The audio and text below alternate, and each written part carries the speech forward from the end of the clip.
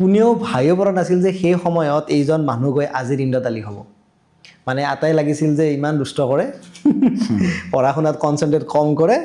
গতিকে তাৰমানে ই ডাঙৰ হৈ একো বিশেষ কৰিব নোৱাৰিব আৰু তেওঁলোকে আপোনাক দেখি ইনস্পায়াৰ হয় আৰু তেওঁলোকে নিজৰ ল'ৰা ছোৱালীক কয় আপোনাৰ কাহিনী শুনায় যে লাইফত মানুহে এনেকুৱাও হ'ব পাৰে চ' এই জাৰ্ণিটো অকণমান কওক যে সৰুতে আপুনি একচুৱেলি কেনেকুৱা আছিল আৰু আজিৰ এই পৰ্যায়লৈকে আপুনি কেনেকৈ আহি পালে শুনক মই প্ৰথম কথা হ'ল মই অলপ জিদ্দি আছিলোঁ নহয় আছোঁ এতিয়াও আছোঁ সৰুৰ পৰা মই অলপ উৎপত্তি আছিলোঁ বুলি কৈছে সঁচা কথা কৈছে কোন নামটো আপুনি কোৱা নাই উৎপত্তি আছিলোঁ জিদ্দিত থাকিলে অলপ মানে কোনোবাই ঐ বুলি ক'লে ময়ো উল্টাই কওঁ ঐ কি হ'ল এতিয়া কি হ'ল বুলি ক'লে মই বুকু পাতি দিওঁ মানে মাৰিছা তেনেকুৱা টাইপ মানে স্কুলৰ টাইপৰ পৰা তেনেকুৱা আছিল পঢ়াত মই বিশেষ চোকা নাছিলোঁ গেধা আছিলোঁ পঢ়াত কিন্তু মূল কথাটো হ'ল এইটোৱেই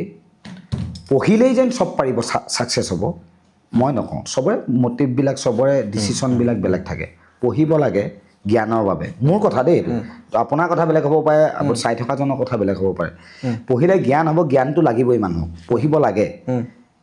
কিন্তু চলিবৰ কাৰণে পঢ়িব লাগে বুলি কথা নহয় মানে চলিবলৈ নিজৰ মটিভ নিজৰ মানে হেৰি লাইফটো কেনেধৰণে চলাব এইটো পঢ়াৰ ওপৰত নহয় জ্ঞান লাগিব কেতিয়াবা জীৱনেও বহুত জ্ঞান দি যায় জীৱনেও জ্ঞান